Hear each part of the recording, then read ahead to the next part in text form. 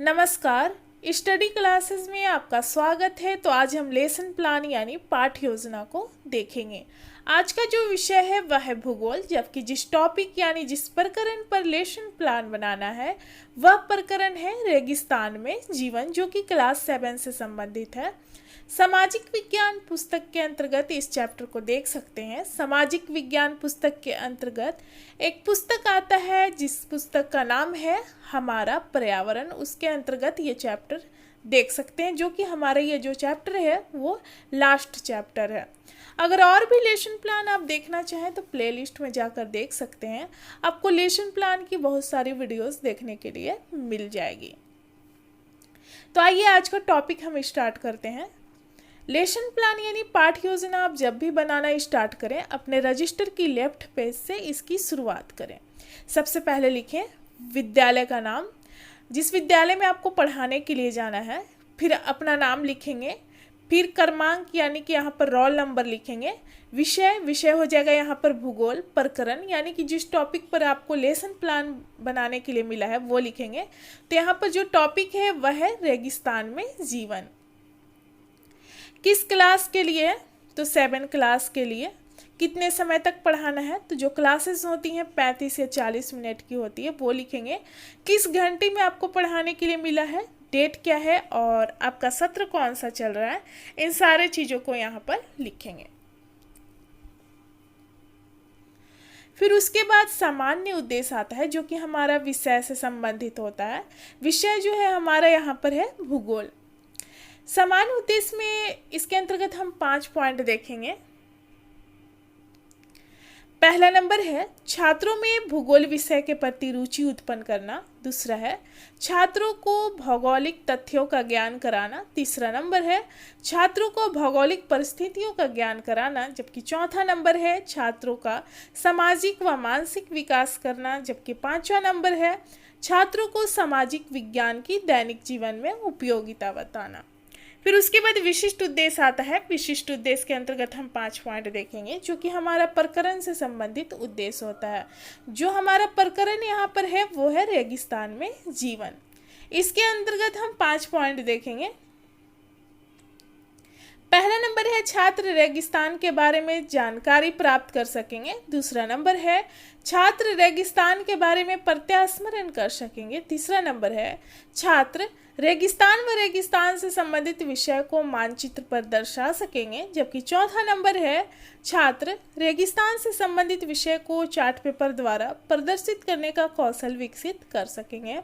जबकि 5वां नंबर है छात्रों में रेगिस्तान के जीवन से संबंधित पत्र पत्रिकाओं को पढ़ने की रुचि विकसित हो सकेगी।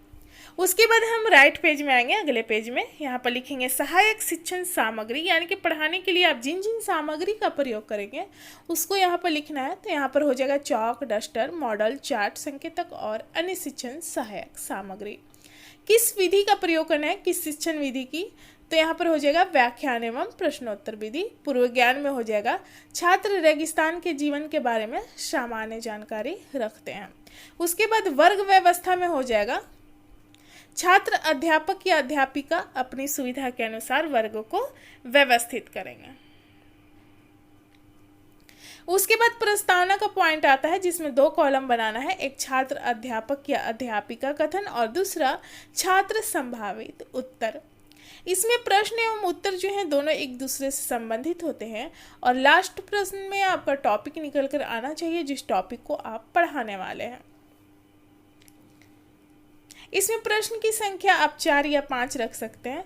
इसमें छात्र अध्यापक या अध्यापिका जो प्रश्न करते हैं बच्चों से वो क्लासरूम में करते हैं और बच्चे जिस तरह से उत्तर देते हैं, यानी कि जो आंसर है बिल्कुल सही होना चाहिए, उसी से अगले प्रश्न का निर्माण किया जाता है। यानी कि प्रश्न और उत्तर दोनों एक दूसरे से संबंधित होते हैं। पहला प्रश्न करती हैं छात्र अध्यापिका छात्रों से कि हम लोग किस देश में रहते हैं। तो छात्रों के द्वारा उत्तर आता है भारत देश में। दूसरा प्रश्न है भारत में रेतीली भूमि कहाँ पाई जाती है। तो छात्रों के द्वारा उत्तर आता है राजस्थान। तीसरा प्रश्न है राजस्थान में ऊंट को किस नाम से जाना जाता है। तो रेगिस्तान के जहाज के नाम से जाना जाता है। चौथा नंबर देखेंगे यहाँ पर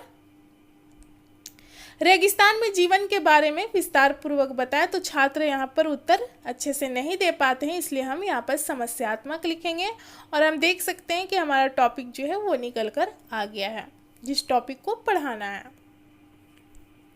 उसके बाद छात्र अध्यापिका कथन में हो जाएगा रेगिस्तान में जीवन, और पाठ की उद्घोषणा में हो जाएगा आज हम लोग रेगिस्तान के बारे में विस्तार पूर्वक अध्ययन करेंगे। उसके बाद हम अगले पेज में आएंगे।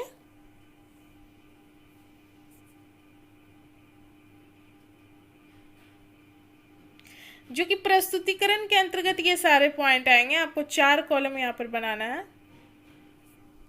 एक आपका शिक्षण बिंदु यानी कि चैप्टर से पॉइंट को उठाएंगे, उस पॉइंट को एक्सप्लेन करेंगे बच्चों के सामने, तो उसको हम दूसरे कॉलम में लिखेंगे छात्र अध्यापिका क्रियाशीलता में। तीसरे कॉलम रहेगा छात्र क्रियाशीलन, यानी कि पढ़ाने के समय छात्रों का व्यवहार किस तरह का रहेगा, किस तरह से उत्तर देंगे उसको लिखेंगे। और चौथा कॉलम जो है श्याम पटकार है, यानी कि ब्लैक बोर्ड वर्क।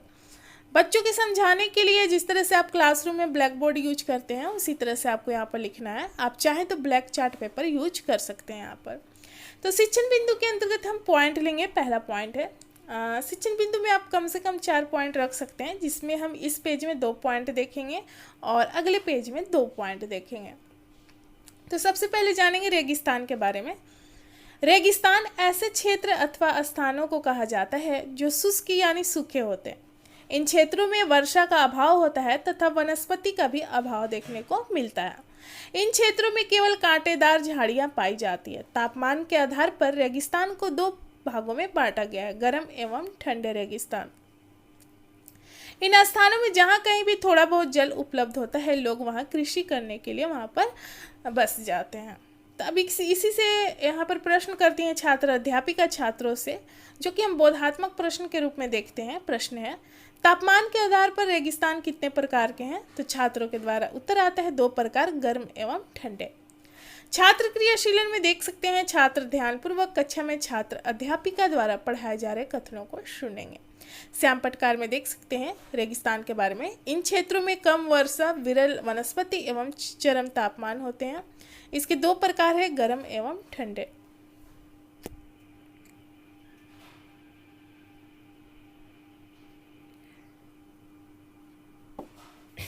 इसके बाद हम दूसरा शिक्षण बिंदु के अंतर्गत पॉइंट देखेंगे। गर्म रेगिस्तान सहारा के बारे में देखेंगे।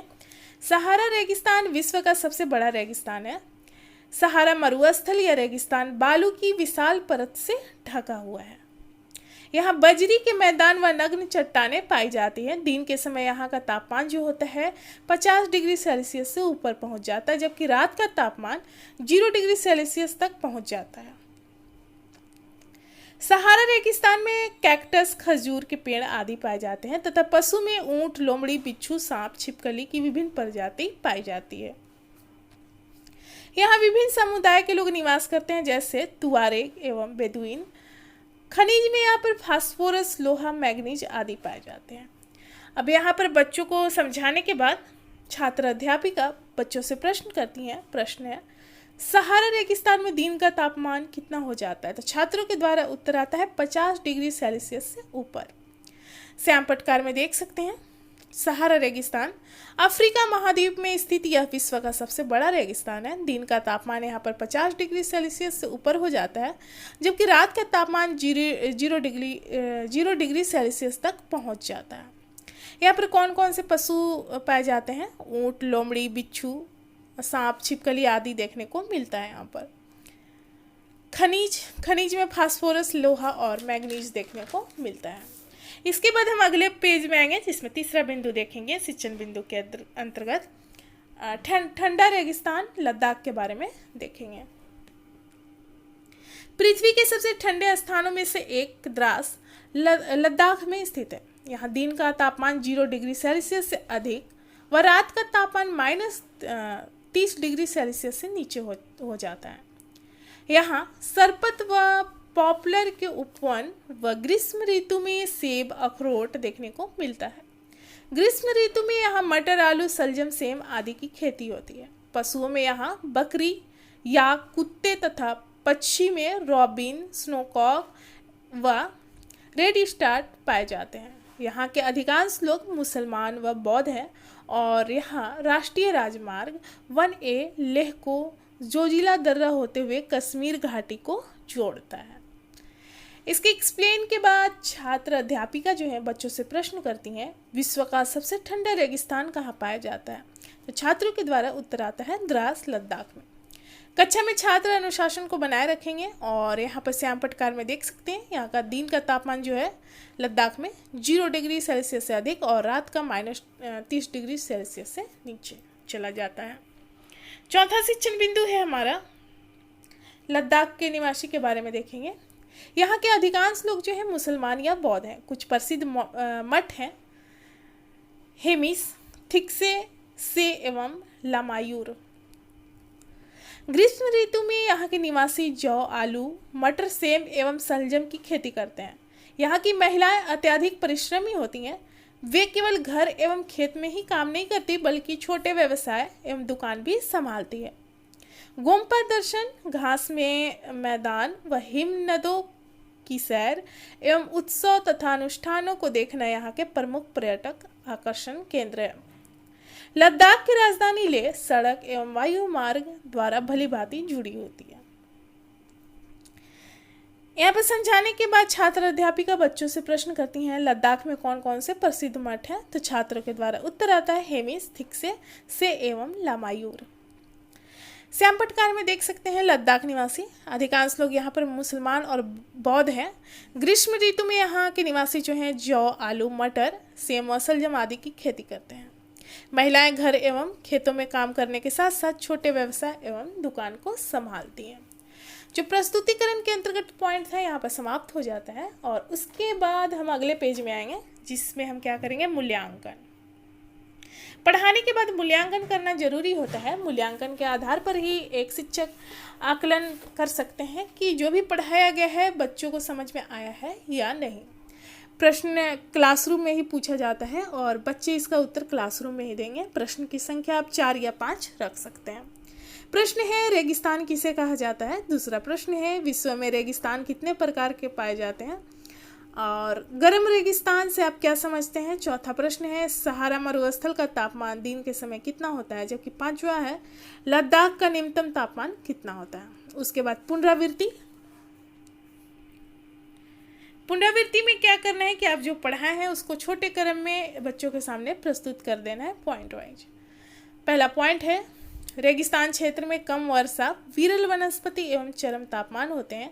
तापमान के आधार पर इसके 2 प्रकार है, गर्म एवं ठंडा रेगिस्तान। दूसरा पॉइंट है सहारा रेगिस्तान जो कि गर्म रेगिस्तान के नाम से हम जानते हैं। अफ्रीका महाद्वीप में स्थित विश्व का सबसे बड़ा रेगिस्तान है। सहारा रेगिस्तान में दिन का तापमान जो है 50 डिग्री सेल्सियस से ऊपर और रात का तापमान 0 डिग्री सेल्सियस तक पहुंच जाता है। चौथा पॉइंट है लद्दाख जिसे ठंडा रेगिस्तान के नाम से जानते हैं।